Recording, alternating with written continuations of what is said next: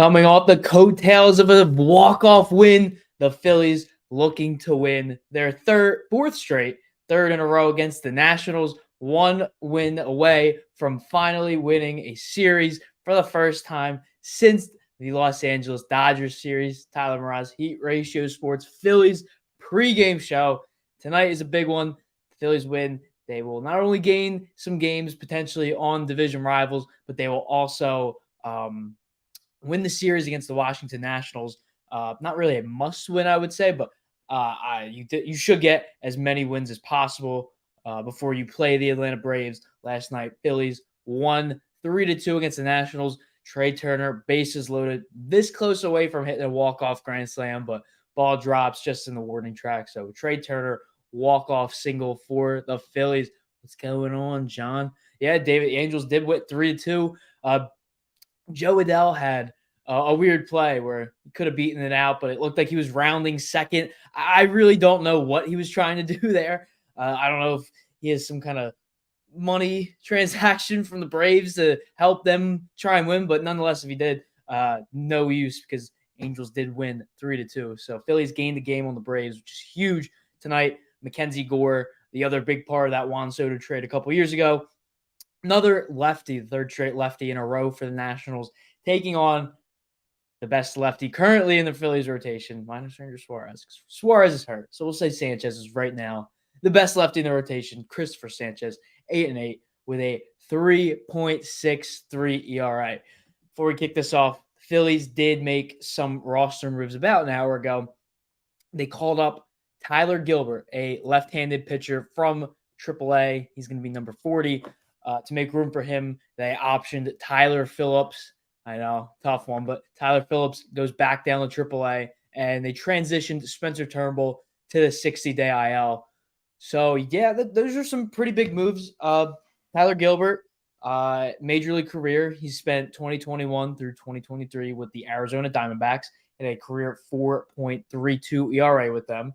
And in the minors this year, not that impressive, not that much of impressive numbers. 4-1, a 4.82 ERA in 34 games. So I guess the Phillies just wanted another lefty in the rotation, or at least in the bullpen. So Tyler Phillips, I guess the Phillies are committing to a 5-man rotation at this moment with Walker, Wheeler, Noah, Sanchez. And does that mean Ranger Suarez is going to come back sooner than we thought, or are they going to do a bullpen game? Let me know what everybody thinks of that. What are your thoughts on Tyler Phillips being sent down to AAA? Angels will win game 2 tonight. I really hope so. Who's on the mound for the teams tonight? Let's see. I was looking at the times earlier. I write that down, but I didn't have it in. Chris Sale versus Griffin Canning. So Griffin Canning, who is a 5.11 ERA, going up against the favorite to win the National League Cy Young right now, Chris Sale. I get my pictures mixed up, but Chris Sale been awesome for the Braves this year. Hopefully the Angels can. Hopefully they can figure it out. Phillies tonight. Weston Wilson playing left field again. His third straight game. He's batting 7th. Edmundo Sosa at second base. He's taking over for Bryson Stott. No Brandon Marsh or Bryson Stott. We saw Brandon Marsh last night in the top of the 9th hit that leadoff double, pinch hit double. Good sign for Brandon Marsh, but I believe they're saving him for tomorrow. Who's pitching for the Nationals tomorrow? Jake Irvin. Is he a lefty or a righty? I think he's a righty. Yeah, righty. So I would assume that Brandon Marsh is back in the rotation. Man, I'm getting my words mixed up today. I would assume Brandon Marsh is in tomorrow, barring another incredible game from Weston Wilson. So, yeah, he's in left field batting 7th. Mundo Sosa at second batting 8th. And then Johan Rojas at the 9-hole in center field. Nationals make a minor move. Riley Adams starting a catcher tonight. No Keibert Ruiz for them. Ruiz hit a home run. I don't believe it was 2 nights ago. Yeah, Keibert Ruiz hit a home run 2 nights ago. Yeah. So what else? A couple guys were on the IL and the bereavement list for the Nationals. I forget who it was though. So keys to the game: superb Sanchez. Christopher Sanchez has not been the Christopher Sanchez we know recently. His last 5 starts, 41 hits, 19 runs, 17 strikeouts. So he hasn't really looked himself. That game in Arizona was abysmal. He gave up 12 hits. 12 hits. That's not Christopher Sanchez number. His last 12 hits against the Diamondbacks, 5 hits against the Dodgers. He had a pretty good game there. But then before that, 6 runs against the Yankees. Since the All-Star break, his ERA before the All-Star break was a 2.97 ERA. And now currently it's a 3.63 ERA in 5 starts since the All-Star game. So, Christopher Sanchez has been struggling recently. He's had really one good game since the break. And hopefully tonight is another good game for him. Attacking Mackenzie Gore is very important. He is not a pitcher that is known to go long. He's been giving up a lot of runs in recent games. The last time he went over 5 innings was June 14th. So 2 months and 3 days from today was the last time he went 5+ innings. He doesn't really go more than 6. He's only done that twice this season. So if you attack him early, he's not going to be in for long anyway. So if you attack him early, like I always say, almost pretty much every episode, strike early, strike often. So Mackenzie Gore, not going to be in, going to be in for 5, most likely, maybe very rarely, maybe 6 innings, but most likely going to be in for 5 innings, maybe even 4. He's gone 4 a couple of times. So strike early, strike often. And then you got turn up Trey. Trey Turner has been on fire this series, 7 for 10, 3 RBIs, 3 runs. He had that walk-off hit last night. Just back-to-back multiple hit games. Back-to-back 3+ hit games for Trey Turner. Hit 4 last night. He had 3 the night before. So he's on fire. And he's had a good history against Mackenzie Gore. He's 5 for 12 with no home runs and 2 RBIs. So Trey Turner, someone to keep an eye out for. And let's see if we got him doing something in the triple play of the day. Let's see. Do we? I don't know. Let's find out.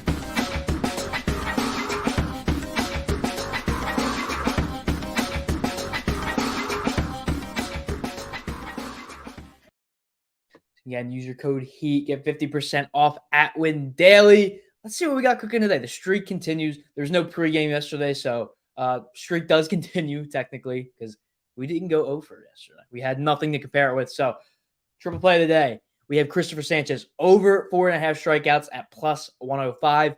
Alec Boehm, 1+ RBI at +115. And then Phillies -1.5 at -110. Sometimes with the spread, you can tell by the odds. Like yesterday, the Phillies were -1.5 and it was plus, and they were up 2-0, and then they blew it in the 9th inning. So I always say Vegas knows something. Vegas always knows something. So if you see a split line like this, it's a good indicator that it usually goes through like 90% of the time. So Phillies -1.5, Christopher Sanchez, riding the coattails of a great Aaron Nola and Zach Wheeler game back-to-back. They had really awesome games, especially Nola last night, 111 pitches, a career high, not career high, season high.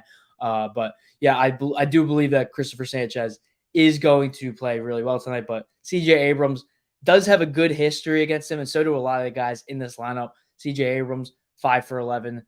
Iludemo Vargas, 5 for 12. So a little bit. But Riley Adams, who's starting at catcher, I mentioned him earlier. He struck out 3 times in 8 at-bats against Sanchez. So I definitely think that Sanchez is going to have a really good game. And I do think he's going to get about 6 strikeouts tonight.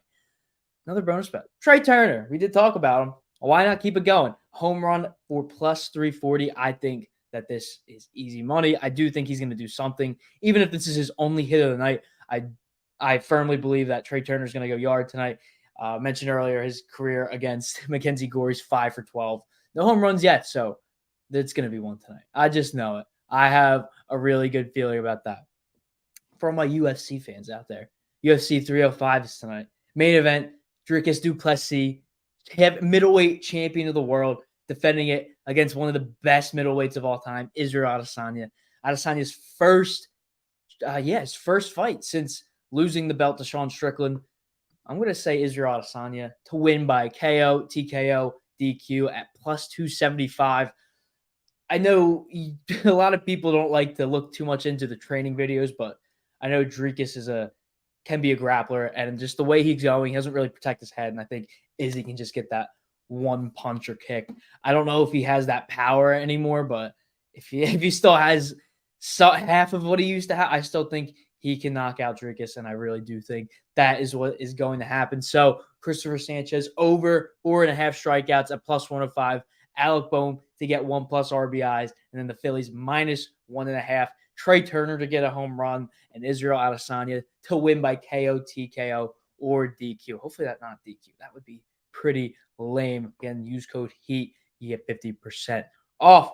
Alec Bohm, 33 games. Been covering it ever since started doing this. So it's been about 2 weeks. So he's still going. And with that RBI tonight, hopefully he gets it to 34, which is awesome. Alec Bohm is one of the best hitters on the Phillies. I'd say the third best hitter on the team right now. Who knows? Maybe he's even the fourth, which how awesome Trey Turner has been. Mets playing the Marlins now. Checked it was 0-0. Mets are up 3-0 in the bottom of the fourth right now. Braves lost 3-2 to the Angels last night. Big loss for the Braves, especially with the Phillies on a win streak, and the Braves having a date with the Phillies starting on Tuesday, and then they have another 4-game series the next week. So massive news for the Phillies that the Braves lost. And yeah, we mentioned earlier with David talking, Chris Sale is on the mound for the Braves tonight. So the NL Cy Young leader right now. So it's going to be a tough one. So Phillies maybe isn't a must win. I wouldn't call it that. But Garrett Crochet, news came out, I believe it was yesterday. I forget who was it that reported. I think it was possibly John Heyman. I want to confirm this before I put anything out there. Where is it? I just saw it. It was Ken Rosenthal. Okay. So a reliable source. Reports were that at the trade deadline, the Phillies made a very attractive offer to the White Sox for left-handed pitcher Garrett Crochet. This is his first year as a starter. He was the lone all-star for the White Sox. So, I mean, he's on a historically bad team. So apparently, the Phillies made at least an attempt, and apparently it was them and the Dodgers that made attractive offers to the White Sox for Crochet. So didn't end up happening. It said the Dodgers weren't willing to include a certain prospect, in the White Sox. And the one they did include, the White Sox were concerned with his injury history. But yeah, so is this something that could be revisited in the offseason if, say, Ranger Suarez has more injury issues or Christopher Sanchez continues to not do his? Is he going to replace Taijuan Walker? Is he going to be the fifth spot? Or are the Phillies going to have 3 lefties in the rotation next year? I don't know. That's all off-season talk. We're still in the middle of August. We have a long way to go in this season. David, watching from Cedar Hill, Texas. That's awesome, man. I love that. White Sox are terrible. Yeah, they are pretty awful. Historically bad. One of the worst teams anybody that's living has ever seen. They were supposed to be a dynasty. You look back to 2021. They were beating the Yankees in the Field of Dreams game. National televised. They made the playoffs. They won the NL Central. So now they're one of the worst teams of all time. Yeah, a last place team. They are the worst team in the entire league. Historically bad. They might not win 40 games, which is kind of crazy to say. Well, what's the record right now? Last time I checked, 30-93. So with a month and a half left, it's crazy to say that this team is bad enough to where they might not even win 40 games, which is mind-boggling in this current stage of MLB. So yeah, apparently Garrett Crochet almost became a Philly. Not almost, but the Phillies made an attractive offer to the White Sox. So let me know what all you baseball fans think. Do you think that this is something that the Phillies could revisit in the offseason, especially if they do not win a World Series? Tony Cotillo Show, Monday, September 9th. You're not going to want to miss it. Monday through Friday. Times are to be determined right now. Definitely don't want to miss that. As always, post-game live, 5 to 10 minutes after the final out. And yeah, it's going to be an interesting game. Cloudy day here in the Philadelphia area. It was raining for a little bit. It was raining a good amount, so field might have some wet, slippery conditions, but hopefully the Phillies can take advantage of that and still play on their A game. Mackenzie Gore, Christopher Sanchez, all at it's 5:15, so less than an hour. Game starts at 6:05, first pitch, and then pregame pregame. This is the pregame, Tyler. Postgame is live 5 to 10 minutes after the final out. As always, I'll be here talking about the game. Hopefully, we can talk about a Phillies win. So everyone that tuned in, appreciate it. Anybody that's watching days in advance, hours in advance, minutes in advance, thank you for watching. I appreciate it. Grateful for this opportunity. So thank you all so much for watching. Go Phillies. Hopefully we can talk about a Phillies win tonight. So stay safe, everybody. Enjoy the game. Don't get stressed out too much. Stay fresh, everybody. Enjoy the game.